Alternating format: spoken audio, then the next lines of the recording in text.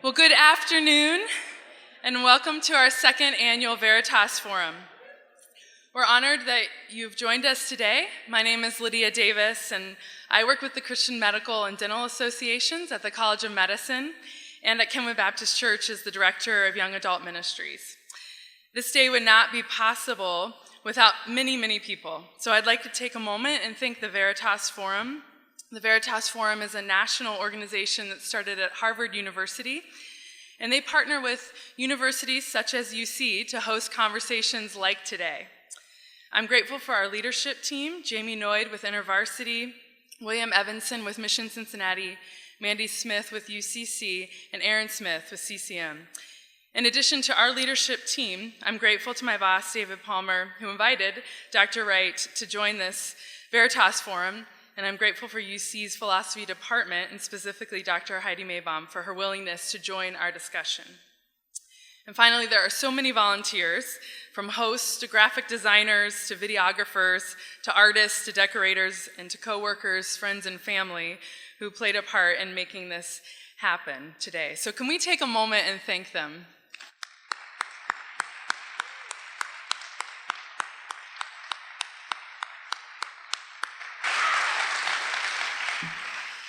And we are calling this Veritas Forum a courageous conversation about life's biggest questions.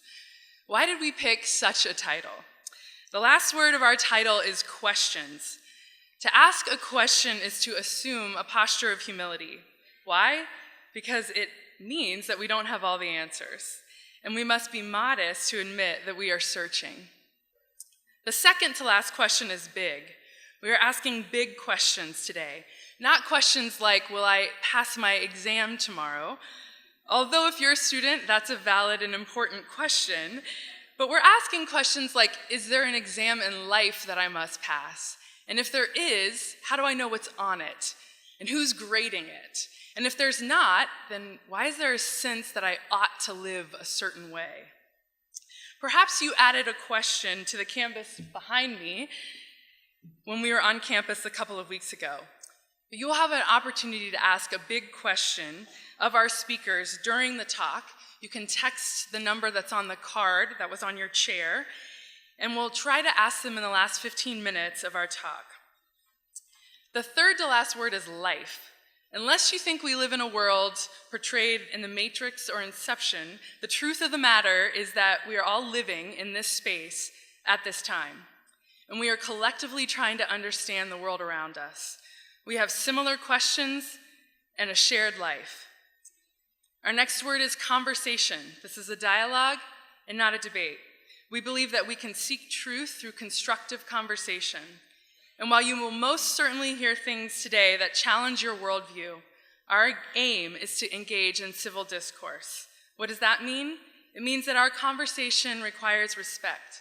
It requires modesty and an appreciation for the other participants' experiences. Finally, the first word of our title is courageous. Why would a conversation such as this require courage? It requires courage to set aside our distractions. It requires courage to express that we actually wrestle with big questions. And it requires courage to express our worldview in a cultural context that can be volatile if you share a position that's not favored by the masses. So that is why we chose the title, A Courageous Conversation About Life's Biggest Questions. I'd like to take a moment to introduce our moderator. Dr. Jamie Smith is the chair of the Department of Biblical Studies at Cincinnati Christian University. He received his PhD at the University of Sheffield. His research interest is Pauline Studies and Critical Theory. He's married to Mandy Smith, pastor of University Christian Church, and together they have 2 children. He will take a moment to explain the format of today's conversation and introduce our scholars. Please join me in welcoming Dr. Jamie Smith.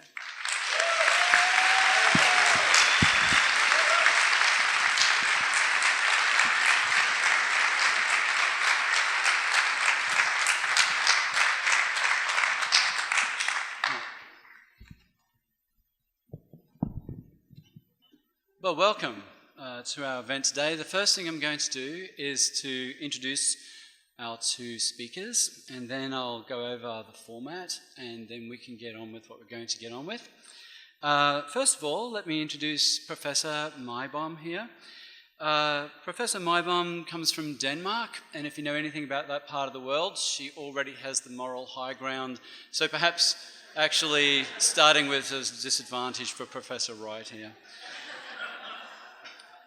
Professor Maibom read for her first degree in philosophy at the University of Copenhagen, and then for her PhD at the University College London. Professor Maibom has held fellowships at Cambridge and Princeton universities, postdoc at Washington University in St. Louis at the program for philosophy, neuroscience, and psychology. She comes to the University of Cincinnati, where she's a professor from Carleton University in Ottawa, Canada. Professor Maibom's work and numerous publications have focused on understanding other minds, emotions, empathy, and responsibility.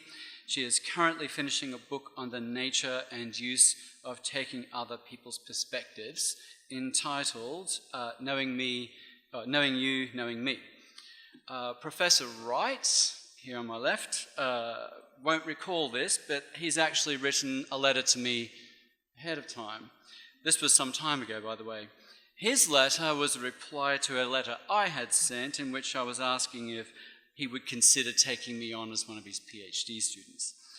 His terribly gracious response letter was a detailing of the many other opportunities that might be found elsewhere,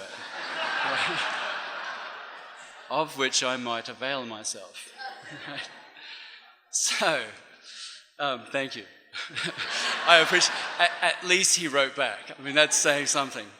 So anyway, Professor Wright's probably perhaps most well known for his performances on the Northumberland County Under-19 First 15 rugby union team. This would be the late 1960s.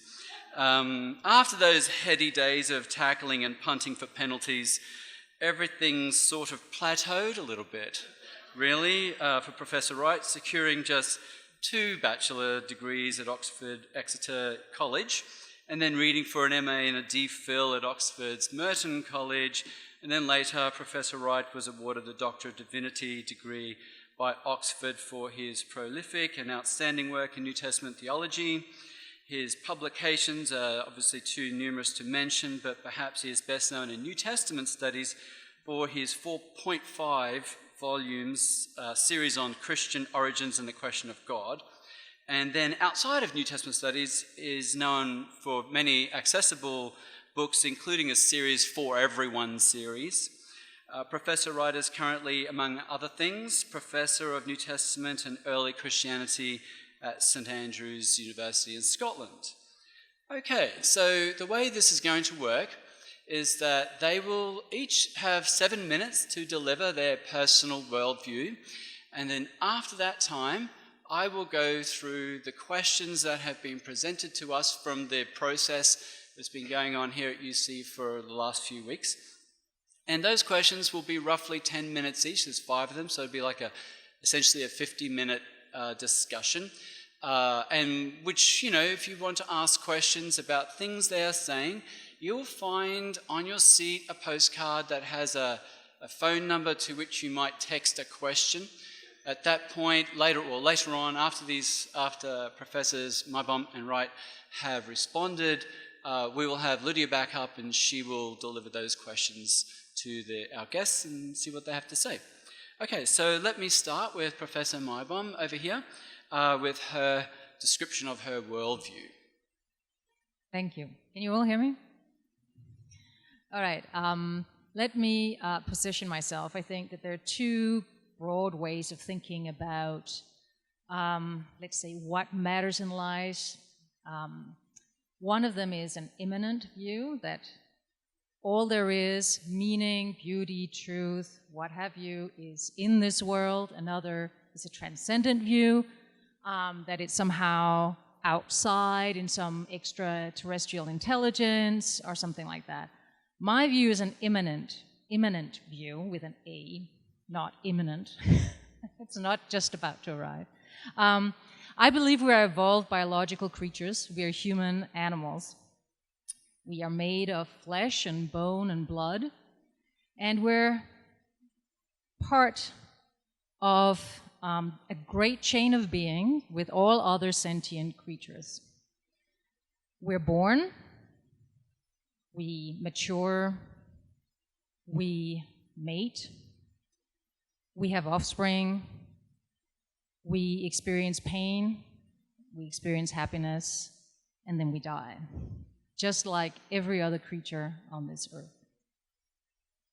Now, I don't think that that's a particular pessimistic view. I believe that in that view you find a great fellowship with all living creatures. We're all subject to the same conditions. What we experience, somebody has probably experienced before us. And the joys and the pains is something that most living creatures have experienced. So, in that context, we may ask ourselves, how are we to live our lives? I agree with Aristotle that the ultimate good is happiness. Now, that's not to be taken as in a crude hedonistic sense that we should sort of it's just, what do you say, sex, drugs, and rock and roll? I think that's a mistaken view of happiness. But the flip side of that, of course, is that there is one thing that is really terrible, and that is suffering. The Buddhists were big on that, if you know Buddhism. And so I think that if we're going to, in a very few minutes, talk about the good and the bad in life, good is happiness, bad is suffering. However, if something is good, like happiness, it's not just good for me, it's good for every creature capable of happiness. The same thing is true of suffering. And so to put things very briefly, I think that what we ought to do is we ought to increase the happiness for all creatures, all living creatures, not just those that we like, that we hang out with, not just our fellow humans, but all creatures capable of happiness and suffering. Now, of course, it's all very easy to have these sort of lofty ideals, you know. And so the question is, how do we implement that on the ground? And there, I'd like to turn to the sort of ancient Greek practices that you see in Stoicism, where you have a daily practice that they, in fact, called meditation. Some of you might have read Marcus Aurelius' Meditations, or have read some of Seneca. And the idea here is that you engage in a daily practice where you reflect upon your life, you reflect on what you think the fundamental values are, and how you have managed to implement those values in your life during that day. Just in your interactions with other people, in your emotional reactions. And in that way, I think you can actually achieve real change. But I think that the idea that the Stoics had of a daily practice, not just a one-off decision where you think, okay, I got to do better, when you feel really bad about having done something, that is not really the way to go. One of the things that I also think that the Stoics had right was that they thought one of the important things is a therapy of desire, a therapy of emotions. So we don't get stuck in a cycle of action and reaction. So we get angry and we lash out and we cause more suffering. A lot of times we can stop out and reflect on how we're feeling, whether that actually reflects reality. For instance, somebody like Seneca wrote, I think, a wonderful piece on anger that I highly recommend for anybody to read. Lastly, I do, of course, as a philosopher, I'm big time into truth and questioning and seeing if we can look at things a different way, whether we can explore different ways of living that may be better for everybody considered. So that is, I think, is also a good thing to include in our daily practice. Thank you.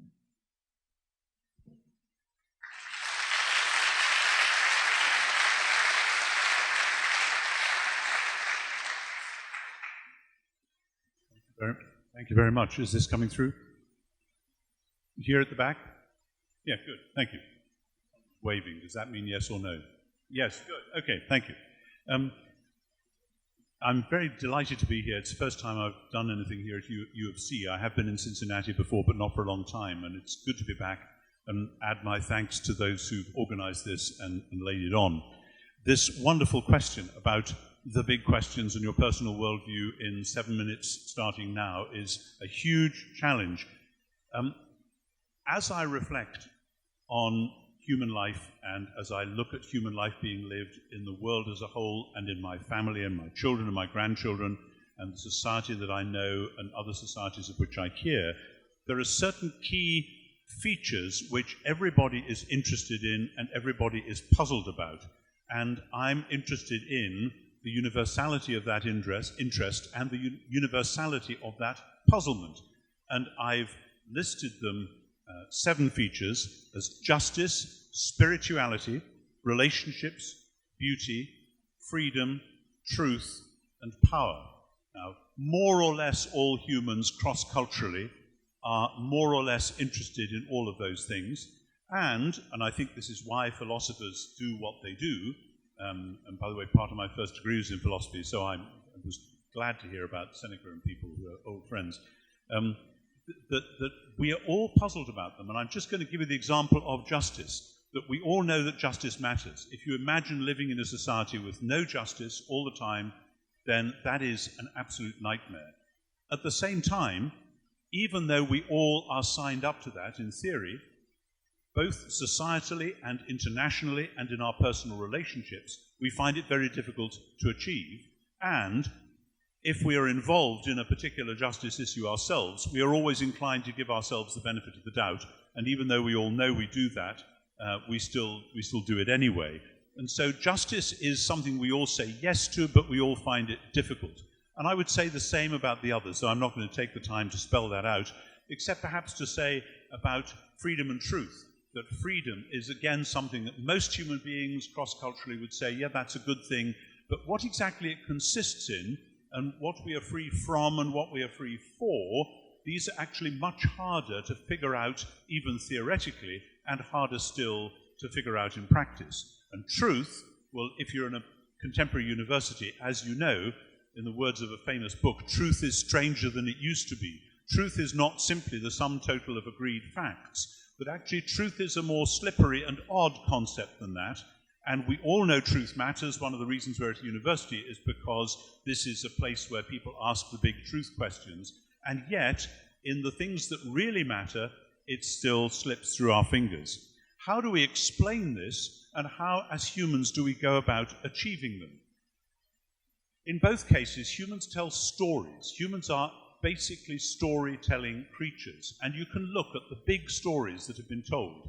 And my colleague has mentioned particularly some of the great philosophical stories from Aristotle and then from the Stoics, who tell a story about the way the world is and a story about the way humans are within that world. And it seems to me that each of the great stories told by the great philosophers and the great religions is, in a sense, a way of constructing a narrative within which we can make some sort of sense of justice, freedom, truth, and all the others. And for me, the Christian story makes an interesting kind of sense. It isn't that the Christian story gives you a knockdown answer to all those questions so that there's nothing more to think about. Far from it. In my experience, the Christian story raises fresh questions in all sorts of directions. But as it does so, it plugs into the ancient Israelite story, which comes through in first century Judaism, in which, unlike the Epicureans in one direction, unlike the Stoics in another direction, they believe that heaven and earth are meant for one another. They go together. They are supposed to be complementary. They are the two parts of a good creation, and that all human beings living on earth in the immanent world are nevertheless aware in some way or other of things which don't really work if all you have is an immanent world, and hence they are looking for something different and beyond, and yet something which isn't very far away from any of us. And within the Jewish world and then within the Christian world, this is talking about a God who makes a world, a God who wants human beings to live in that world wisely because they bear God's image, and a God who will one day call time on the whole thing by producing a renewed creation in which justice and truth and peace and freedom and all those other things will actually be enhanced and completed in some sense which it's actually hard for us to describe, but then many important things are hard for us to describe. So that within all of that, the Christian vision which I hold of the place of human beings is of being image bearers, because if you're in the ancient pagan world, you build a temple to your god, and the last thing you put into that temple is an image of the god, so that the influence of the god may be there in the world, and so that the world may see who the true God is through the image. And this is the picture which we have from the book of Genesis right on through, radically renewed in the New Testament, that God made a sort of temple called heaven plus earth, called the cosmos, the creation, and put into that temple an image, namely human beings, so that we are supposed to be reflecting God into the world and reflecting the world back to God. And in the Jewish story, this is a project in search of an ending, and in the Christian story, the climax to that, not a conclusion exactly, but certainly a climax, comes with Jesus of Nazareth, who is the true image, the truly human being, and who, in mysterious ways, is also the living embodiment of Israel's creator God. And when Jesus does what he does, particularly his launching of God's kingdom, his death and his resurrection, and his sending of the Spirit, then people are energized in a new way, not so much for Aristotle's happiness, though that's really important as a kind of a byproduct. In the Christian language, that might be part of what is meant by joy, not quite the same thing as eudaimonia, happiness, but not too far away.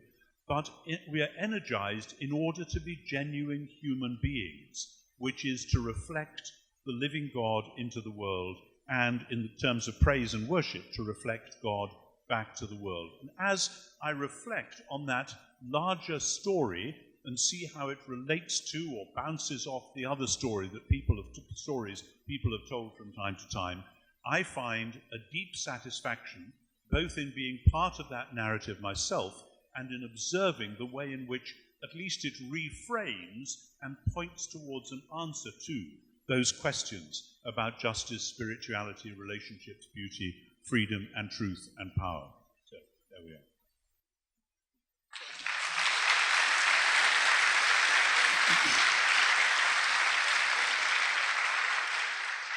I'm wondering if it's correct then, before we go for the questions, to just reflect for a moment on how you both position the human in your respective worldviews.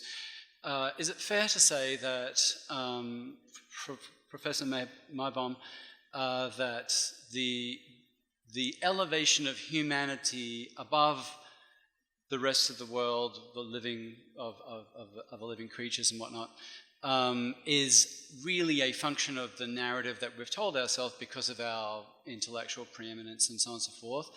Or would you say that there is a uniquely held position for humans?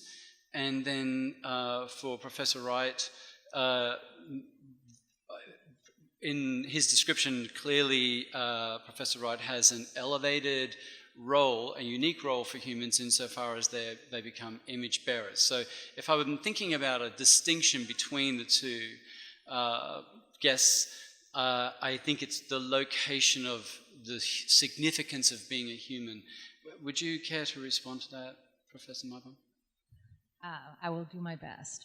I tend to think that the thinking of ourselves as being extra special is a bit self-congratulatory, right? It's in our interest, of course, we would think that we're special. If there is a God, it really loves us more than everything else, etc. And so it's a sort of expanded egotism in a certain sense. On the other hand, I think that there's no doubt that we are amazing creatures, right? We have incredible brains, we have changed the entire world. In some respects, we have changed it for better. In some respects, of course, we've also caused the most evil that any species on this planet has caused. So it depends a little bit on where you want to place a special status, I would like to say. I think that one of the things that I don't like about human exceptionalism is the cruelty that we expose other non-human animals to. I thoroughly dislike and disapprove of that as well, and I don't know whether I laid myself open to the specific charge, though I could kind of see it coming, of a kind of selfish exceptionalism, which is a real problem, and many people have pointed out that people who have exploited the natural world, including non-human animals, have tried to claim the authority of Genesis chapter 1 and other similar passages to do that. My problem with that is that the more I see, both in the Bible and in the wider Christian tradition, about what I think is a genuine Christian doctrine of God as creator, is that it is about God's generous love, and that the image-bearing thing is not about exalting humans over the natural world, but about a responsibility, a stewardship of and for that world. And as you say, the extraordinary capacity humans have is then seen both in when humans really get that right, and then in when they get it wrong, when selfishness takes over, and instead of stewardship, it becomes exploitation or even worse. So that I would say that that capacity for generous love is the thing about God the Creator, which above all else is revealed in the vocation which humans have to look after the world. And looking after can sound patronizing, but as you say, since we are demonstrably significantly different, maybe that does constitute some kind of a responsibility. And then, of course, the theme of generous love is precisely what, for Christians, is embodied radically and shockingly in Jesus himself. So I very much take what you say as it were an exposition of what in Jewish and Christian thought would be the problem of evil, or in specifically Christian thought, the fall, that there is something wrong, and that we are part of that and have contributed to it.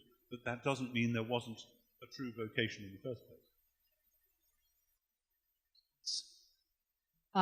Yeah, I mean, I guess I would disagree with the sort of deeper vocation idea, I suppose, although I do think that with the kind of power and intelligence that we do have a responsibility. We do have a responsibility to treat the world, if I may say so, rather broadly, much better than we do, and much less selfishly. Okay, thank you very much. So we're going to go to the prepared questions now. Our first question for our guests is very simple, of course, how do we know what we know? So have a go at that. You've got 5 minutes each, or a 10-minute conversation. Which six way, yeah. How do we know what we know? This is, of course, one of the big philosophical questions, and since I'm with a professional philosopher, I'm kind of nervous to see what's going to happen here. But let me put my head on the chopping block. I mean, traditionally, you can do this either upwards or downwards. You can either start with, well, I know that there's a stage here because I can feel it and see it, and there's a water bottle and a this and a that, and then gradually build up to some sort of a bigger picture. Or I can start with ideas in my head about the way the world is, which I then test out and try sort of experiments to see if that does in fact correspond to the reality all around me. And obviously the problem of knowledge, the question of what's known in the trade as epistemology, the theory of knowledge, has gone this way and that down the years. And part of the problem is do I actually know that this is a stage, or am I simply dreaming it, or am I simply part of somebody else's experiment, some mad psychiatrist who is manipulating my brain so that it looks as though there's a stage here, etc., etc. Now, these sorts of questions are common coin in some philosophical circles, at least. And I want to register a gentle protest against some of that and say that we're missing an element here, and it's the element of love. Because the danger with talking about knowledge is that it either tries to get to an unattainable objectivity, where I get out of the picture entirely and I'm simply telling you objectively what is out there, which is actually unattainable, or it collapses into subjectivity, to which somebody can say, well, you only think that because it suits your interests, that it may be true for you, but it's not true for anyone else, etc., etc. And I want to say that in many philosophical traditions, and certainly in mine, the notion of love transcends that subject-object divide, because when I genuinely love someone or something, I celebrate what it is or what that person is in themselves, but at the same time, this is not in my own interests, in the sense that if it is, then it isn't love, it's simply manipulation of some sort. And I want to say that actually when you run an epistemology of love through, whether it's scientific knowledge, whether it's artistic knowledge, whether it's theological knowledge, it then sheds light in both directions on the nature of the ideas we have, which then can get tested out in ordinary everyday reality, or on the question of how we know what we know, which is in front of us. So I would want to put love back into the picture, and I observe that in Western culture over the last 200 years, love has been systematically screened out. The old Faust legend had as one of its features that when Faust makes a pact with the devil, the deal is you must not love. You'll get all kinds of other wonderful things, but you must not love. And I think one of the reasons why the Faust legend has been so important in the modern world, from Goethe to Thomas Mann and beyond, is precisely because it reflects something profound about contemporary Western culture. Maybe I'll stop there and see you, my philosopher friend. Well, I would want to say I love love as much as the next person, which would be you. but I would be perhaps. Am I too loud? Is that the problem? Okay. But I guess I'm not entirely sure how that works with knowledge. I'm writing a book right now on taking other people's point of view, and it turns out that in relationship, the most important predictor of relationship satisfaction is that you feel understood, but that bears no relationship to actually being understood. So it certainly seems that there is a shortcoming in understanding even in love. So I would like to at least keep love and what we know to some extent separate. It seems to me that a number of things that we do know, we do learn through our feelings. I think our feelings can be very wise that way. So I think sort of a kind of pure intellectual knowledge entirely shorn off our physicality and our emotional being is probably a misunderstanding, at least if we want to understand everything, right? Perhaps if we want to understand things about the universe, how planets work, etc., that, we can do it in a different way.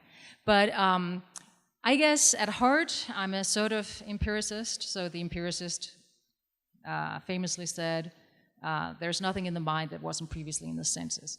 Now, I do think that our minds are made in a certain way. So there are certain things we like more than others, and there are certain things that we find difficult to grasp. So I imagine that most of you have problems grasping the fundamental particle wave duality that, as far as we know, is the underlying nature of the atom that builds up everything around us, right? That is something that our minds are not well equipped to fully grasp. Then there are other things that we like that come easier to us, that seem more satisfying because it's familiar. I think that one of the tasks that we have when we try to move forward in knowledge is that we question things or truths that seem to come to us easily and test them, that we have public discourse, that we have a certain methodology that we can all agree on so we can have public discourse, and that we don't simply rely on easy fixes or easy truths, or that we only want to believe what we want to believe, what we feel comfortable with. I think that we're at a point in history where we know more than any other humans before us, and we can make great use of that knowledge, and it doesn't seem quite that we are, because that knowledge is uncomfortable or unwelcome to some. But I guess to conclude, I think we know what we know through simple method of using our senses, forming theories, testing those theories, and engaging with other people who do the same thing. And what we learn is accumulative, right? We're standing on the shoulders of, maybe not giants, but the shoulders of a lot of normal-sized human beings all stacked up. Yeah, I think it's fair enough, but I think the engagement point, particularly important. I mean, in my business, New Testament scholarship, it's basically a branch of ancient history, trying to figure out what these people thought and meant. And I would be very interested to hear you on discovering what's going on with other minds. I'm not sure if that's my mic or I'm just holding it still, so I'm sorry about the crackles. But I think as we do that, it's what I mean by love is part of that engagement with other knowers who are also trying to know things at the same time as we are, and who will say, no, you've got that wrong, or you've forgotten that bit of evidence, or whatever. But it's also the kind of generosity of the relationship with the evidence itself, whether it's the observation of planets, letting the planets be what they are, and letting them surprise us, unlike the kinds of astronomers who've got their fixed theories and we're going to make sure the data conform to that. And then, mutatis mutandis, in all sorts of other fields as well, having the generosity of spirit to allow the data to, as I say, to surprise us and perhaps to shock us, but at the same time, not imagining that this is objective in the sense of it's just out there and I'm just a fly on the wall observing it, but recognizing I am in a relationship with this data in some sense or other, and that therefore I have to be self-critical about that. And I have to allow myself to hear the critical voices saying, are you sure you're not just manipulating us? So that's part of what I mean by love in that context. And as I say, I think we have got into a bit of a trap in the Western world. We certainly do in our generation know far more than has been known. And half of it, goodness, is out there in distorted form on Wikipedia. But the question is, what are we going to do with that? Yeah, I mean, I guess the way that I look at things is we're trying to move in a certain direction. We're trying to move towards more objectivity. I think that you're right. Absolutely, objectivity is in a certain sense a pie in the sky. But we can do better and we can do worse. And what we aim to is exactly. I mean, you call it love. I guess I wouldn't perhaps necessarily put it that way. I mean, I think the Buddhist has a way of talking about emptiness, how objects are empty. And if I understand it correctly, the idea is that we should try and see things how they are in themselves, as opposed to simply a foil for our projections. And I take it that that's some of the things that you are talking about. I think so, but I think for a Christian epistemology, insofar as I would articulate it, I would say I shouldn't be trying to say something which is not my point of view. There is no such thing as a point of view which is nobody's point of view. And we can have different points of view of the same object, and we can talk together about that. And there's a lovely line in an Old English poem about painters in God's new world who will paint the thing as they see it for the God of things as they are. In other words, there's a sort of epistemological humility which says that only God actually sees them as they really are, but God wants us to paint the thing as we see it, to bring our perspective on what we're looking at into the public world, into the public space, and perhaps in the form of beauty, not least. Now, there's a to and fro to be had there, but we may have gone as far as we can get down that track. I don't know. So might I just clarify, when you were saying love is a part of the epistemological mechanism, and you effectively are using that metaphorically to describe a disposition to the object that we must know, and then Professor Maibom took that to be, this is, a way in which we can sort of relinquish ourselves of our own narratives and stop using the object as a foil for reinstituting those narratives. But then you mentioned, Professor Wright, that, but we still must have a point of view. So are you suggesting that we should still retain something even though we're sort of subordinating ourselves? I think part of the human vocation is to take responsibility for speaking the truth as we see it, while having the humility to hear other voices which may say you need to modify that, or you need to get rid of that and do something else instead. So it's the responsibility to say, this is how I see it, and I'm going to articulate it as clearly as I can, and I'm going to confess any particular interests, personal interests that I have in this, to make sure that if that's distorting, you can all see that, etc., etc. But the point about love, then, is that it's neither purely objective nor purely subjective, and that to think of knowledge as either objective or subjective is to try to put the wind of love into a rather rationalistic bottle, and I just don't think that works. Okay, our next question is, we're going to jump down to question number 3 here. Who are we? We had to have a conversation about, well, how do we understand this question? Right, and I think we've arrived at something. Let's start with Professor Maibom here. Yeah, well, the way that I took it was to be a question about personal identity, because I've taught courses on personal identity. And then, of course, I think, well, who are we? Well, we're human animals. What makes us the kind of creatures that we are is our consciousness. That probably includes, I would say, consciousness of the world outside us, self-consciousness. It includes having projects that extend over time, having goals, having values, and so on. Now, a question might be, how do we persist through time, right? So philosophers like to talk about the question of what matters in survival. Now, that doesn't mean surviving death, but it means surviving from one moment to the next, right? So what makes you the same person from one act, as we all know, at any one moment we have one act of consciousness and then we have another that follows.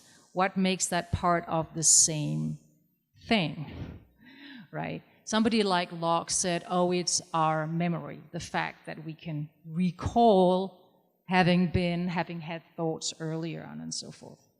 I think a lot of philosophers would now like to add extra things because, of course, our memories really aren't that good. And if we're relying on that, we're really not going to sustain ourselves very long over time.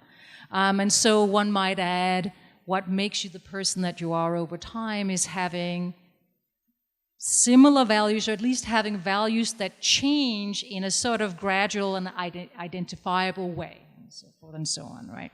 Now, one of the things that I wanted to push with this line is the thought of a favorite philosopher of mine, Derek Parfit, who worked on personal identity. He poses a lot of thought experiments about division of cells. So suppose, for instance, that I have a terrible accident and part of my body is destroyed. Now, for some reason or other, perhaps there's a shortage of female philosophers, they decide to reconstitute me in 2 different bodies, right? And so now the question is, am I the one person, I am the other, am I both, or have I ceased to exist altogether? Parfit calls this an empty question because there's no further fact of the matter that we can learn about this particular thing. But it does seem as if it would be rational or sensible for me to care about both. And in a certain sense, I have expanded. Now I can do more. I can fulfill more projects. But I think that what that suggests is that what matters to survival is not uniqueness, that it's the very same thing, but it's other things, values that we have, intentions, experiences, and happiness.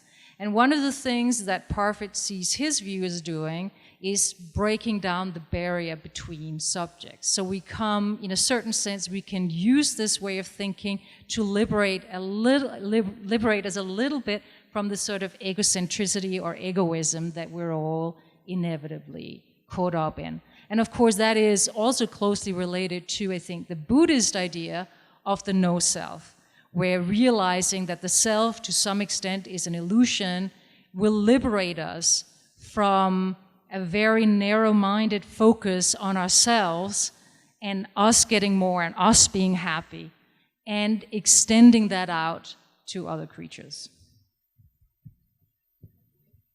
That's fascinating. When I read this question, who are we? My mind went back to a different philosopher, namely Descartes, and said, I think, therefore I am, cogito ergo sum. And much of Western philosophy for the last 400 years has been, in a sense, footnotes to Descartes, including, obviously, Locke's very interesting discussion of personal identity. But again, my fear with that is that it's led us into a sort of rationalism, and that actually a Christian response, and Descartes was a devout Christian, I'm not saying he was a pagan or was denying the faith or anything, he was indulging in a thought experiment, which was also an experiment about thought and what you could deduce from the fact of thought. And I want to say, again, at the risk of sounding like a cracked gramophone record, amor ergo sum, I am loved, therefore I am. And I put it that way rather than I love, therefore I am, though I would say that as well, because it seems to me that as humans, we discover who we are when somebody loves us or some creature loves us. It might be a dog, it might be some other non-human creature who makes us feel more truly who we are, but ideally in some kind of a family or friendship or ecclesial or communal context, we discover who we are because of other people's love at whatever level. And it seems to me that has to do with the Christian idea, which in the nature of the case is not just a Christian idea, but sheds light on other things, of being made in order to be part of a community, of discovering who we are within and for a community. Because, of course, if you are loved, then the most natural thing to do is to love in return, and in turn to be part of that wider community of love. Now, one of the biblical phrases which sums up a lot of what it means to be human is a rather odd-sounding technical phrase called the royal priesthood. The priests and kings in the ancient world were the crucial mediators between the divine and the human, between the transcendent and the immanent or whatever. But in the book of Genesis, the idea of this hierarchy, these very few people in a society who mediate between God and the world, is democratized. And all humans are to be people who stand in between, at the convergence of heaven and earth, with heaven seen here not a la the Epicureans as a long way away, but a la the Jews as the thing which is the other dimension, which is mysterious, which is around us, and which actually desires to make its home with us, so that as Jesus taught us to pray, thy kingdom come on earth as in heaven. So for me, humans are discovering constantly who they are by loving and particularly by being loved, and in that process stand at the intersection of heaven and earth with responsibilities, as it were, in both directions. And the responsibility of caring for other creatures, which you approached in what you said through the Buddhist idea, I'm not quite sure how that emptying of self really works, but maybe you can say more about that. For me, it's more about actually discovering the extraordinary value of a self, but the paradoxical value, because the most important thing you can do with yourself is to give it away, and that is what love is all about. Did you want to respond to that, Professor Maibaum? Yes, I had a clear idea what I was going to say just a couple of minutes ago, but let me see if I can. Well, while you're talking, I'll just say Professor Maibaum actually just alleviated a great concern I've had about teleporting, because as I watch Star Trek and then wonder about the day I'm going to be teleported, I think about that moment where I get dissolved but I appear somewhere else and think, is that really me? What's happening? But apparently it is me. I just maintain my values and so on and so forth. Well, I mean, so Derek Parfit has a famous example with which is a teletransportation example, right? And after he goes through his various examples, his final conclusion is that ordinary survival is no worse than teletransportation.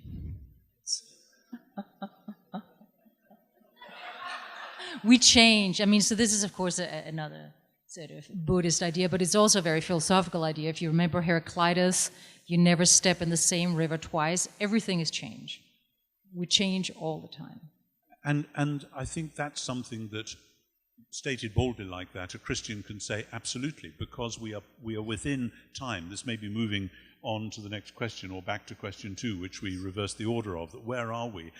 We are in a world which is in a state of flux, and we ourselves are in a state of flux. As we know, every molecule in your body changes over more or less 7 years, so that you are quite literally not physically the same person as you were a decade ago. And I assume, I'm not a physiologist at all, but I assume that that includes brain cells, that they're being renewed and restored, and that nevertheless they have some sort of memory, even though, you're right, the more we know about memory, the more we realize how unreliable it can be, but that there is continuity such that if that continuity is broken by, say, a terrible accident of another sort, which results in somebody having, as we say, a different personality, then there is a real shockwave goes through the community of other lives that that person then touches or is touched by, where they don't know who this is anymore. And when somebody has had a really serious illness, that is a problem. And I think one of the reasons we find dementia so difficult to deal with in families and so on is because this doesn't seem to be the same person that we had known and loved.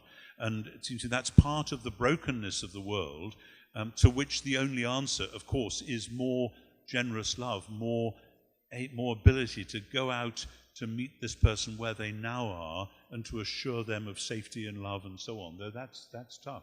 But I think that is part of some of the most alive people I have ever known are people who, in that sense, make sure they are going out and living for others and looking out for others, and who, as a result, seem to grow in themselves precisely because they're not taking themselves, in a selfish sense, seriously.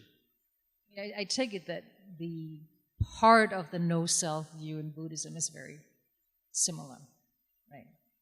That this kind of notion that we have of a self that's completely separate from others and so forth and so on is an illusion, that there is a self that abides through time, that you are exactly, in some interesting sense, exactly the same person that came out of your mother's womb and so forth and so on. I think we have a lot of mistaken ideas about that. And one of the things that I think we can do is, if we think really seriously about it, I think we realize that not only is that an illusion, but that also shows the interconnectedness with other people and the world around us in a way that we like to kid ourselves. This is just me, this is this, that, and the other, but everything that you do potentially affects other creatures, other fellow beings, and so on. And I think at this point there is a Christian critique of the modernist idea of the self. You know, the modernist idea is, I am the master of my fate, I am the captain of my soul, I am who I am, and I'm just coming through and doing my thing and get out of my way. That kind of modernist arrogance, which I think goes back particularly to certain 18th century European attitudes, but is very prevalent still in some quarters. Postmodernity responds to that by saying that the self is just a mass of shifting signifiers and different narratives that swirl to and fro, and that we actually reinvent ourselves the whole time. And the Christian response to both of those, I think, would be, in traditional language and practice, to talk about baptism, that something happens at the moment of initiation, however you do that and so on, in which, at least from a theological theory, you actually cease to be as your primary identity, the person that you were, and become a new person in some sense or other, a person in Christ, a member of the Messiah's family, a member of this new, large, multi-ethnic, very odd-shaped family, and that is now your primary identity, that you are, that the self you now are is now one who is formed and reformed within that new world. It's about new creation, ultimately, and finding of the self within the new creation, which nevertheless enables the self as it's always been since it was conceived in its mother's womb, to grow and become more fully the human being that it was designed to be. But obviously we're moving on there into quite other areas.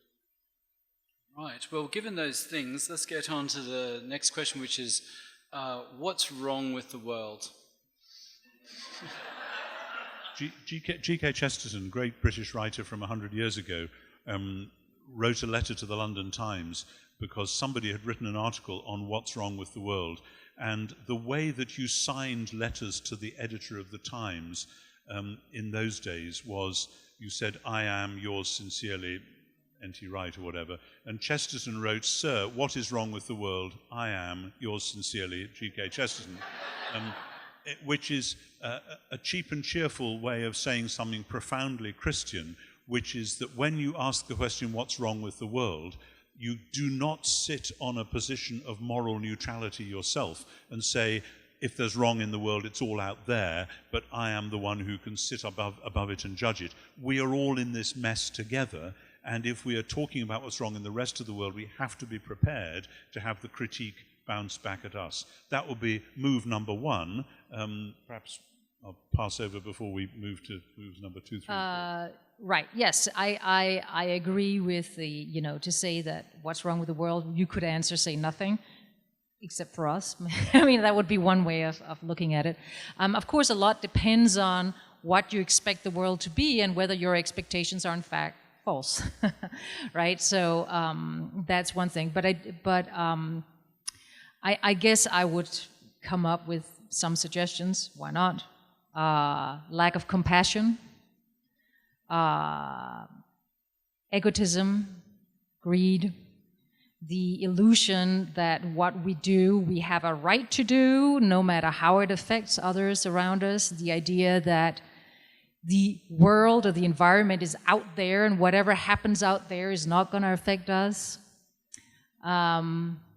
anger, aggression, hatred, the division that we've seen increasingly, I think, in the United States, the political partisanship that leads to incredible derogation of the other side, of hatred of fellow citizens and so on. I mean, those are just some suggestions. I don't know what you want to add to the list? Well, yeah, I mean, naturally I don't like any of those things either. And I'm tempted to be very aggressive towards the people who embrace them. I liked your opening point, particularly about false expectations, because I think most human beings, most of the time, would think that there is something wrong with the world. And even if we accept the obvious problem spots in the world, like sort of Syria or wherever at the moment, nevertheless, there is a sense of a malaise which, despite all our education and our intelligence and our smart machines and all the rest of it, we don't actually seem to have made any advances at all in terms of some pretty basic human qualities. However, the idea of false expectations raises the question, why should we think there's something wrong with the world? I mean, some philosophers have said that actually we live in the best of all possible worlds, and there couldn't be anything better than what we are in at the moment. And if we rebel against that, they would say, you're just living in a fantasy land. You want to be cosseted. You want to be in Disneyland all the time, where everyone is sort of nice to you and gives you hamburgers every time you want them and whatever. And you just don't like the world because it's not like that. And I want to say, from a Christian point of view, there is this thing called the problem of evil, which actually goes much wider than the things you mentioned, to include, classically, things like earthquakes and tornadoes. I'm shocked to see tornado safe zones there. We don't. Okay, let me know if you see one coming, because we British don't know about those things usually. But actually, if you're an atheist, then you have a problem of good. Why should you think? Why should there be in a random world things like love and beauty and things that make the heart sing? Why should are they just a cruel joke? Are they just evolution's trick, making us think that there is meaning to life when in fact there isn't? So we can probe that a bit further.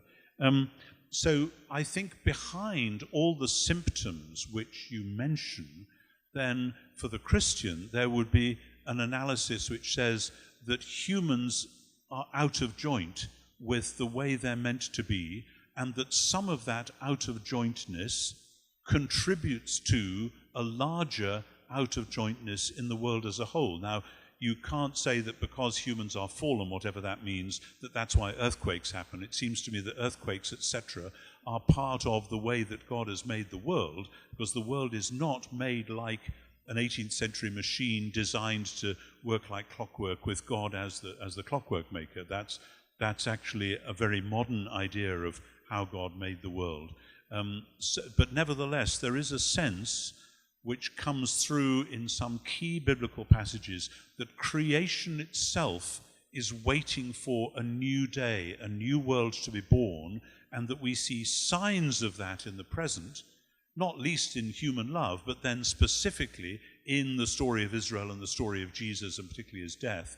We see things which say there is a God who is going to make a new world, and we get to be part of that, and that merely increases the sense of slippage, of tension at the moment. Now, of course, that's a faith position, but it seems to me it's the sort of faith position which then, when you take it and look around yourself, you say, actually, that position makes sense of what I'm looking at, of what I can see. And as we were saying before about knowledge, it's not, not as you were saying before, because you confess to an empiricist position where you start from the bottom and work up and make sense of it, yeah? Is that sort of? Sort of. Sort of, yeah, okay. I want to say it's neither induction nor deduction, it's more about abduction. That is to say, like the Sherlock Holmes things. Yeah, here's all the evidence, but now we need imagination, we need a story, we need something which will tell us how it all makes sense. And then when we have an intuition, a hypothesis about how it all makes sense, we then notice other bits of evidence which we hadn't noticed before, and so the epistemological circuit goes. And so I want to say, when I look out at the world, as a Christian, I see all sorts of things which are wrong, which I see as symptomatic of a larger out-of-jointness, which I believe that the God who made the world is in the business of putting right. Yeah, I mean, I guess I simply don't see what meaning positing some kind of, if you don't mind me saying so, paternalistic figure, much like a father who has created the world is going to give the world. I don't see it. That doesn't make it any more meaningful to me, that somehow we're supposed to reflect his glory or whatever the story is. That to me gives no more meaning than not having it. There's a question, well, why would God be there? Why would there be a supernatural creature that looks so suspiciously like your dad? And where's your mom anyway? Where's she gone? I mean, there is something about that whole story that, to me, insofar as I find religious or spiritual idea attractive, I'm much more on the mystical side, or the Gnostic side even. God is within you, and the devil or the bad is within you. It is not something external. It is not some kind of external existence, some kind of male figure or anything like that. If there was, I find the whole question of supernatural beings kind of puzzling. I think once we start thinking harder and harder about it, we might go with, Maimonides, Guide to the Perplexed, a Jewish philosopher. He would ask questions like, it says in the Bible, God turns his back. What sense does that make? Does God have a back? Right? And so there's lots of questions here where it seems to me that the way that we've conceived religion is a reflection of the limitations of our ways of thinking. That's exciting, and I'm glad you included some of the new elements in that, because the whole question of Gnosticism was a major problem, obviously, in the Christian world of the 2nd and 3rd century. Gnostic basically comes from the Greek word which means to know, and the Gnostics were people who believed that they had got secret knowledge about who they were, about the way the world was, etc., which meant that, as you say, there was something inside themselves which was a kind of a spark of light. And I see that as a parody of a Judeo-Christian truth, and obviously your parody of a Judeo-Christian God as somebody who looks rather like your dad, which leaves your mum out of consideration, etc., etc. I mean, actually, curiously, there are lots of us Christians who have never really seen God as like, I'm sure I didn't see God as like my dad, or vice versa. That wasn't an issue. However, I'm not saying that lots of people haven't made that mistake, but this is why in the New Testament it says again and again that actually God is a puzzle we don't know who God is until we look at Jesus. And sooner or later, all these questions come back to Jesus. Now, there's a problem about that as well, because particularly in some Christian circles, there's a sort of sense of whatever the question is, Jesus is going to be the answer to it. So you don't just have to stick up your hand and say Jesus, and it'll probably be right in Sunday school. But the New Testament is saying something much more subtle than that Jesus is actually an extremely interesting human being, if I could put it like that without seeming myself to be patronizing, but that as you look at Jesus, the New Testament is saying, yeah, God has been a bit of a puzzle, and sometimes he seems to be absent, and sometimes maybe it's just a voice inside your head and you're not sure. But when you see Jesus, then you start to get a fresh idea of who God might be. And I actually did one of these debates a few years ago with one of your colleagues in Yale, and we weren't supposed to be talking about Jesus, but he ended up talking about Jesus to me all the time, and which I thought was no bad thing for a supposedly philosophical discussion, because then you get into history and so on. But so for me, it isn't the postulation of a supernatural being, it's the deep awareness that many humans have across cultures that human life has a dimension to it which you can't put into either a test tube or a bank balance, and which catches up with you either when you fall in love or when you hear a wonderful piece of music or whatever. And if an evolutionary biologist says, oh, that's just because you have a distant ancestral memory of hearing a tune like that when you were thinking of hunting or something, I just don't get that. I think that's a reductionist, a sort of different kind of reductionism. You weren't saying that, but some might. And I want to say that there are several clues and cues which strike us as humans, which make us wonder about there being more than just, is this all there is? And that into that there comes the ancient Israelite story, and from the ancient Israelite story about a God who made heaven and earth to work together. See, the natural-supernatural distinction is not one that resonates well with the Bible. I think that's a modern way of trying to say something which is in the Bible, but actually distorting it. In the Bible, it isn't supernature and nature, it's creation which is multifaceted and in which strange things happen and God seems to show up, or some people think he's shown up, and then the story about Jesus kind of brings all that into focus. I was going to ask you for some a response, but also a point of clarification. When you were saying earlier, this is for Professor Maibaum, what's wrong with the world, hatred, violence, these sorts of things.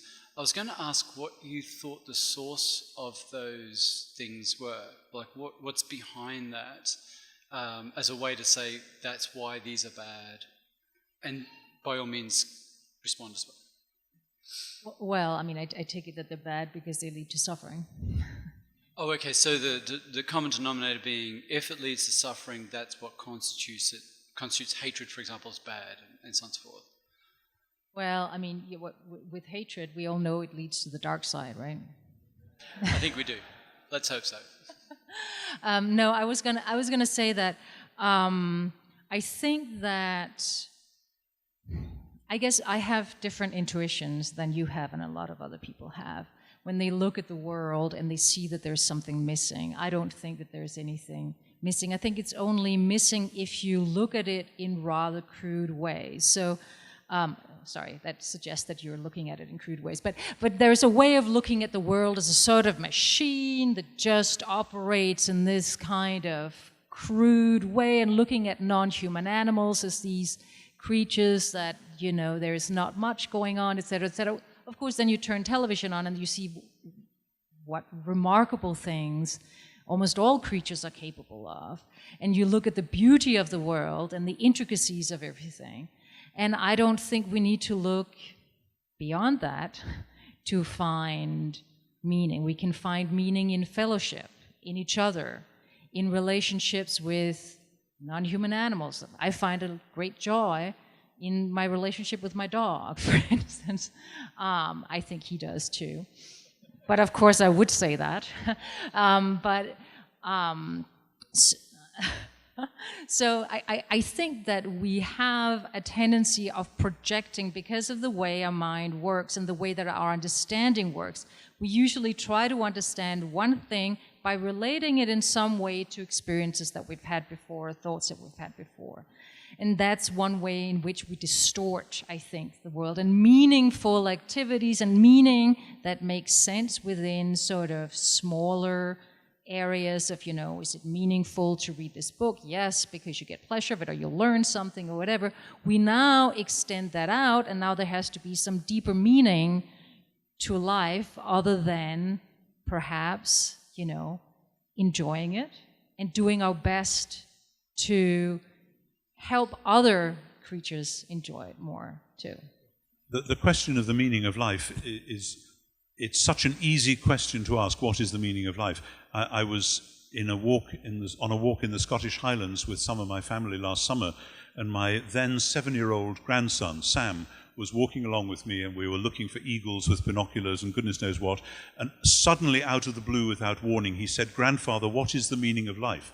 And to my horror, several other people, both in our party and other people who were walking nearby, stopped to see what I was going to say. And I thought, this is not the moment to start in. But I said, "Sam, let's talk about that a bit later." I wimped out completely and said something silly. But we did come back to it. And even small children are aware of a mystery, of a puzzle. And I agree that we can say, well, this is simply that we want a bit more meaning, a bit more understanding about how human narratives work.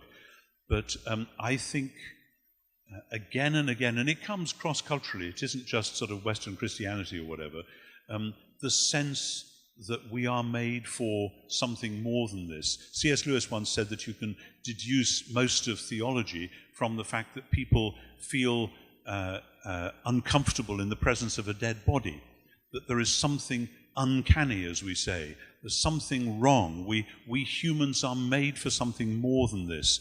And some people have even speculated that clothes that we wear, whether or not it's actually very hot in here, we could all take our clothes off and be more comfortable. And the answer is no.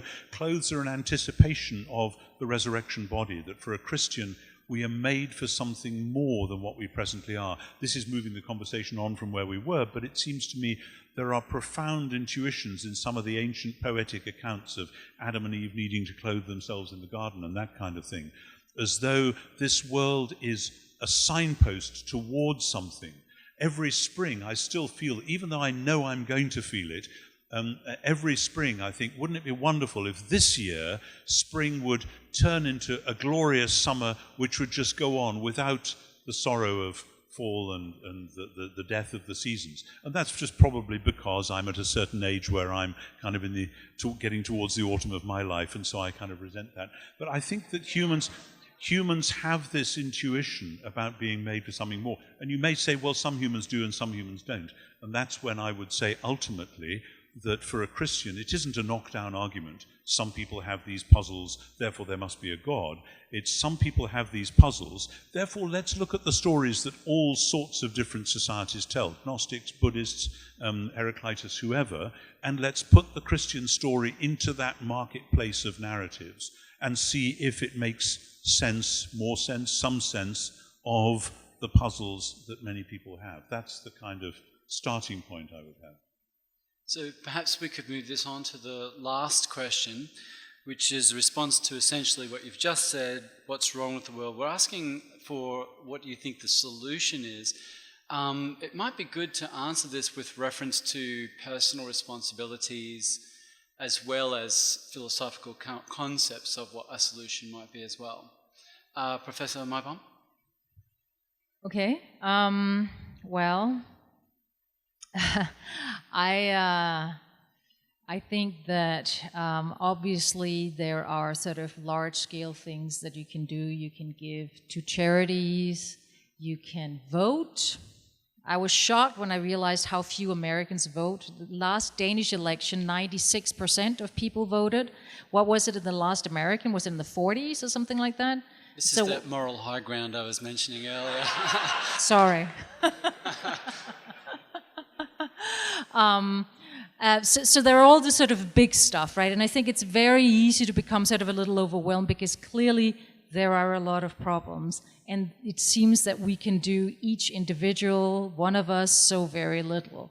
And so I think maybe what might be more useful to talk about is things that you could do in your everyday life. And I think that you can do things every day to make the world a better place. You can be kind to your fellow beings.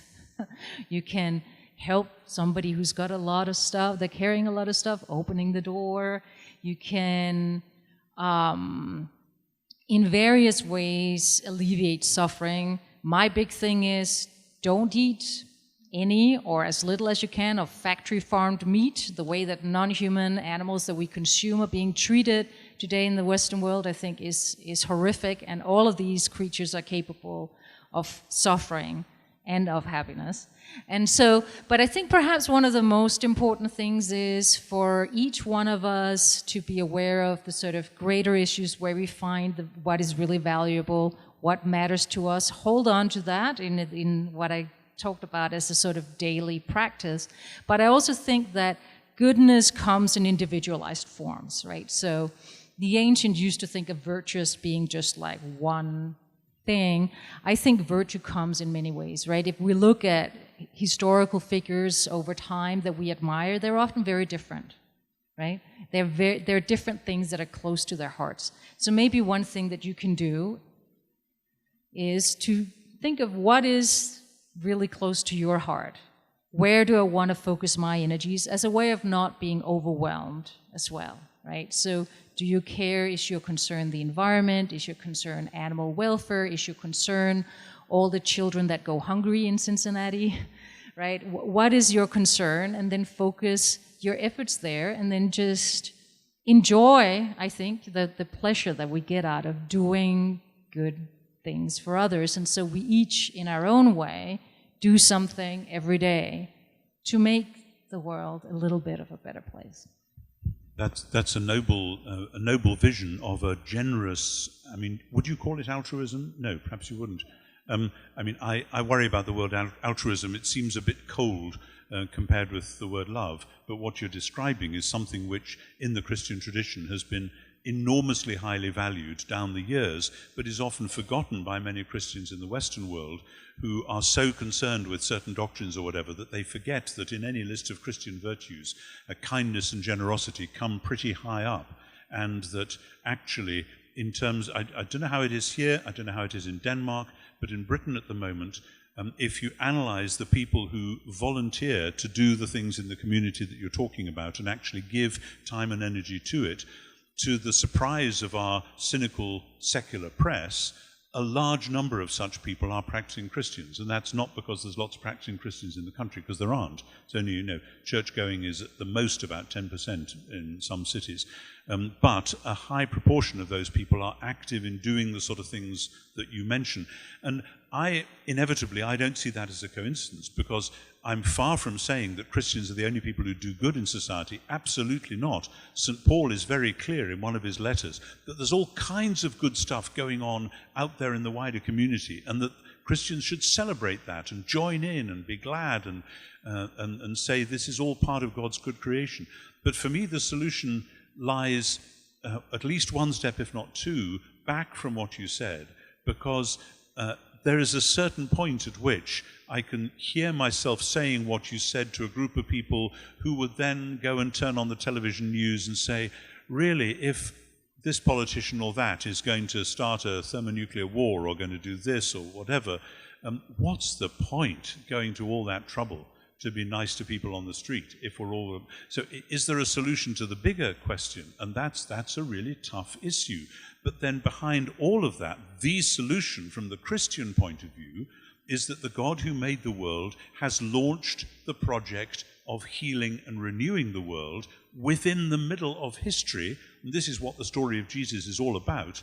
The kingdom of God, not as an abstract idea, but as a new way of being human, which has been inaugurated and in which we are invited to participate, and in which the best instincts of the best humans of every tradition, such as the ones you've so well articulated, can be affirmed as well. Yes, absolutely, we should be doing that, but the point is we are doing that not whistling in the dark while the world goes to hell in a handbasket all around us, but as part of a project which we believe will have a goal, will have a telos, and that's where the virtue thing comes home to roost, because obviously for Aristotle, virtue is a very individual thing, that you have to try to acquire these virtues that make you the perfect, happy human being. And I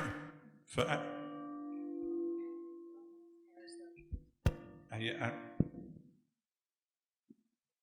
know why that happened. Thank you. Greater love has no one than this than to share his microphone with his friends. Thank you very much. For Aristotle, virtue is an individual thing, and it was aimed at producing leading men for the army, for the society, for generals for the army. In Christianity, virtue is always a team sport. You can't do it by yourself. It needs to be done in community. And that's why love, joy, peace, patience, kindness, faithfulness, goodness, gentleness, self-control. You can do hardly any of those by yourself. You need to be practicing virtue within a community. So the refounding, the re-energizing of a genuine human community, which then creates a context within which it's easier for people to choose to do the sort of things you were talking about. And having worked in the church as well as the academy for many years, it's wonderful when you see that going on, and when you see people who had been living very self-centered and selfish lives discovering the joy, as you were saying. And I insist, you don't have to be a Christian to do that, but it helps. But when you're a Christian doing it, you celebrate other people doing it as well, because it's part of a larger vision of the whole world. Yeah, I mean, I guess I think that why we should do it is not because it's part of a larger plan, but because that's what we owe to other human beings. For their sake. I do it for your sake, no matter what else is true, because you're a fellow creature capable of happiness and suffering, and I owe you to do that for your own sake. And so I suppose that would be my philosophy, that once we understand that others are other selves, as it were, right? We understand the value of other creatures. We understand their pains. We understand their suffering. And then, hopefully, we will be motivated to do things for others for their sake.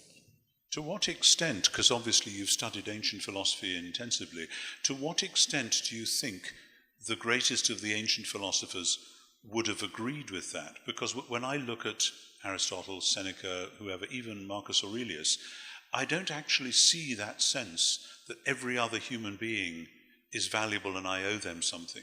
I see a sort of wistfulness about Seneca, but I don't see him actually thinking that his slaves and so on are on the same level as he is, and that he actually owes them something. Because my sense is that quite a lot of the present social concern in the Western world has actually crept up on us without our realizing it from, in some measure, not maybe all, from the Judeo-Christian tradition. So that even where people don't believe in the Christian God, there are still all sorts of, the value of public education, the value of public health care. I know that's a point of debate in your country, and here we stand on the same high moral ground and say, what are you guys about? Single-payer health care.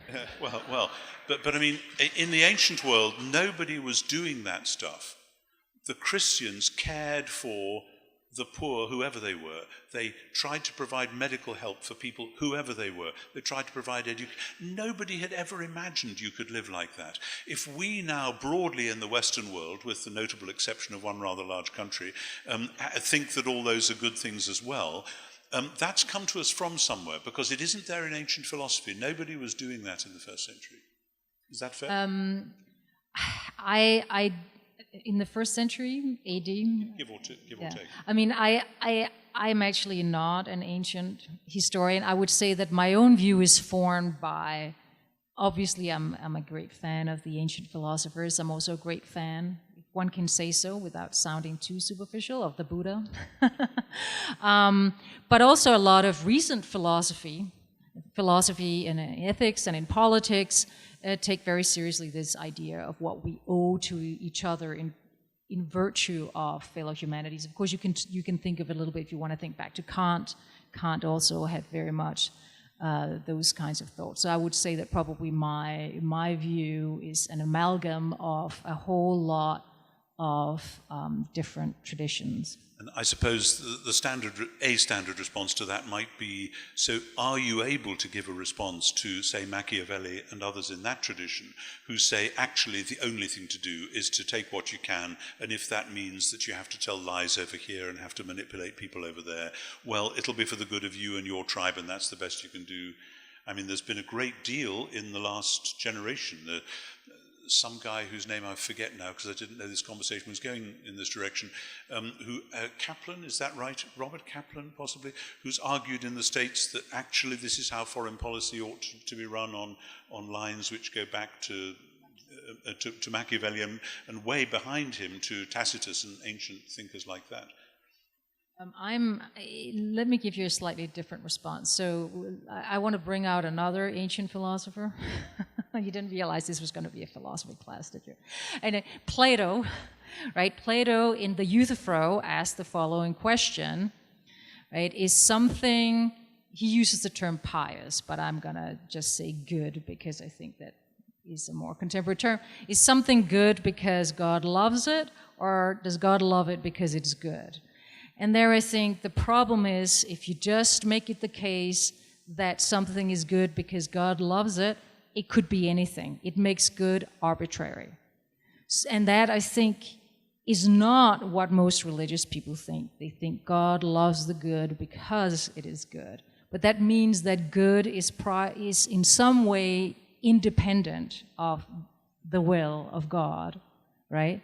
And that, I guess that would be my position, that we have access to this idea of the good, whether you want to go through it, a religion, or through, well, for lack of a better word, since I am a philosopher, I should say reason.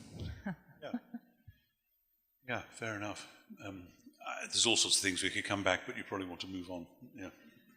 I'm going to test this. Oh, it works. Okay, great. This was your old mic. Okay. Okay, so, well, actually, this is the end of our questions. I wanted to thank you both for what you've done so far for us, for what you had to say and your thoughtful responses to these questions. Right now, I believe Lydia is going to come up and provide us with more questions for you, except now from this community of people here.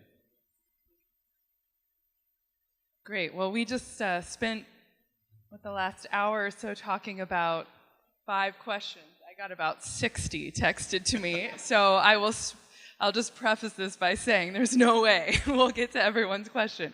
So I picked a few here. The first question is related to time. So what time is it?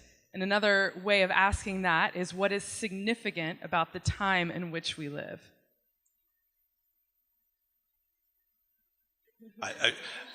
Dr. Wright, would you like to start? I'll just start by saying this is not really my special subject, but I've been aware for various reasons that over the last 200 years in Europe and I think America, there's been a strong sense that something happened in the 18th century which transformed really the whole world. The birth of modernity, it happened to be when 2 particular countries, France and the United States, had their revolutions and drew up new constitutions. And particularly in France, there's been a sense ever since then that something began at that point which we are now struggling to complete. And one of the problems that the French have had in their presidential election, which is going on as we speak, is the appeal to the fact that the revolution happened, but we are still not utopia. Utopia has not yet arrived. So how is France going to become the country that it always wanted to be? And other countries have similar things. And I think in America, you have a sort of sense that, yeah, what we did in the 18th century, forget the particular anti-British sentiment going on at that time, was to launch a project which should make, I was about to say, to make America great again. and that anything which is going in that direction is a fulfillment of... So there's a sense of historical time marked out by something that happened in the 18th century. And I want to say very emphatically that that's like a Christian... At best, it's a Christian heresy, because for the Christian, the turning point in history was Jesus and his death and resurrection. And that from the Christian point of view, what matters is figuring out how that gets implemented. And if somebody else says, no, the turning point in history was the 1800s or whatever, or the late 18th century, then I want to say, beware, because when people then say, now that we live in the modern world, or now that we live in this day and age, what stunt is being pulled? What narrative are they appealing to? And often it's a kind of a progressive neo-moralism, which I think sustains itself just by being repeated rather than by having any actual wisdom attached to it. Oh. Well, my microphone is out of batteries, luckily. I still got some batteries left. I guess I would like to speak in favor of the greatness of liberal democracy, of which you were the first, although you perhaps did not assign it widely enough, right? So everybody has a right to vote, even if you have a different sexual organ than the ones who founded the country. I think that's an important piece of progress, and the color of your skin and so forth and so on. I think one of the great things about liberal democracy is the fact that it allows individuals to explore life, to explore thinking, to be able to speak freely and live the lives that they think is best for themselves without interference from others, as long as it does not harm other people. And I think that if we look at a lot of society, well, most societies up until that point, most societies always have an underclass. It traditionally has always been women, and often there's been slaves or other people who are in some ways disenfranchised. I think the foundational idea of liberal democracy, of the freedom of the individual to explore the best they can, a life to lead that will make them happy, I think is a really fundamentally extremely important thing. And with democracy, well, my faith in democracy has been shaken a bit recently. Perhaps we should go back to the philosopher king or queen. That's just an idea. But by and large, it seems that democracy is probably the best system of governance that we do have. So I would just say hurrah for liberal democracy. Yeah, and of course I'm not going to disagree with that, though. It was one of Churchill's sayings that democracy is the worst possible form of government except for all the other forms that have been tried from time to time. In other words, it is not the recipe for utopia. As the Greeks discovered, and okay, it was only male citizens who were voting, but democracies can do really stupid things, because democracies are vulnerable to demagogues, and they are also necessarily vulnerable to forces within the society which actually want to destroy the democracy. That's the paradox of democracy, that if you're giving everybody a voice and a vote, you have to allow people to say and do things which would in fact destroy the democracy itself. And so it seems to me democracy is a way of saying we really don't believe in tyranny because it's dehumanizing, but nor do we believe in anarchy, because anarchy is, if anything, even worse than tyranny. Ask people who've lived in Iraq for the last 10 years. Get rid of the tyrant, yes, fine, but it is not an and this is part of, what time is it? It was Hillary Clinton said when Libya was going through its crisis, it's important to be on the right side of history. And I remember hearing that on the radio and thinking, how do you know which way history is going? And the answer is, it was the standard Western European and North American belief that history is automatically and inexorably moving in the direction of liberal democracy, and all you have to do is take the tyrannical brakes off and liberal democracy will roll in. Doesn't happen like that. And the problem is we do not have an alternative narrative with which to understand the world, let alone, as Marx said, to change it.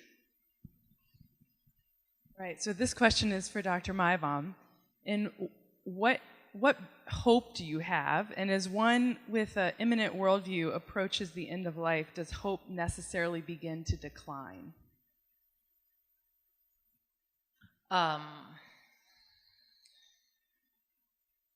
Well, I can probably only answer that in some kind of, it'll be a little bit of a platitude, I suppose. I hope that we will get to a place where there's less war, less violence, less hatred. As a matter of fact, Steven Pinker, I think, has written a book that actually shows that we're much less violent now than we were before, so perhaps we can move in that direction. I hope we get to a point where we take better care of each other and of the earth and so on. Now, I think when it comes to dying, I take it that that's going to be part of the question. I don't see that. I mean, obviously, don't shoot me now. But, the inevitable arrival of death, I don't see necessarily as a bad thing. And I would go back to another favorite philosopher of mine, Epicurus. He said, we don't worry about the eons that we were never in existence. Why should we worry about the eons after we're dead that we will not be in existence either? And if dead is a bad thing, something that is bad has to happen to a living thing. But of course, once we're dead, we're dead. So I don't think that we should, if we have my worldview, be concerned about death when it happens. That is not to say, as again, not throw ourselves off cliffs prematurely and so forth and so on. I also think that in our own way we can think that when we die, we make room for another. We free up resources so other creatures and other people can live and enjoy happiness just as we have. And I think that's a nice thing to think about. I'm tempted to take you up on Epicurus, but I think we'll probably pass on that one. Right, for Dr. Wright, this is regarding transcendence. How do we reconcile God's transcendence with his revelation? Are they incompatible? The usual response, it all depends what you mean by transcendence. I take it that transcendence, that rather sort of fuzzy word, is a way of saying that God is utterly beyond the present world and all its systems, etc., and is, if I say in a different space, that's a metaphor, but I think you may not misunderstand it. And if that's so, then it doesn't automatically create a setting where we can say, now we see God is transcendent, therefore ... In other words, we don't know a priori that transcendence would have to mean that God couldn't reveal God's self within our world. Why? Within the ancient Israelite world, the utter distinction between God and the world was coupled right from the beginning with a sense that God wanted to dwell in the midst of the world. Maybe feedback from yours, actually. Okay. And that God wanted to be in the midst of his people, and that somehow there was a constant to and fro. And the ancient Jewish texts say this on page after page, that the God who is great and made the universe and made the stars nevertheless wants to dwell with the humble and contrite in heart, and so on. And that to and fro is built in, so that if somebody tries to create a category called transcendence, and then to use that category to problematize the idea of the intimacy and personal love and self-revelation of God, then I want to say, sorry, you've built into the question something which is actually subtly affecting the answer. And that's where, of course, I would say that we actually only know what these big fuzzy God words mean when we look at Jesus. And that's tough, challenging at every level, personally, epistemologically, and so on. But that's the way to approach it. Thank you. And the final...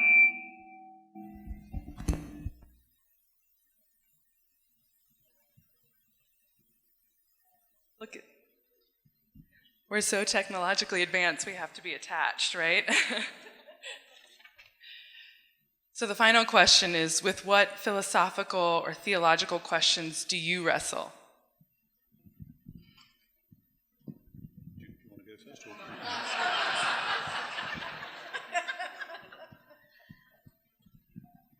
I mean, the big questions have to do always with God and the world, and the big Christian answers always have to do with Jesus. But as I say, there's a real danger in short-circuiting things and imagining that by playing the Jesus card, there's nothing more to worry about, as it were.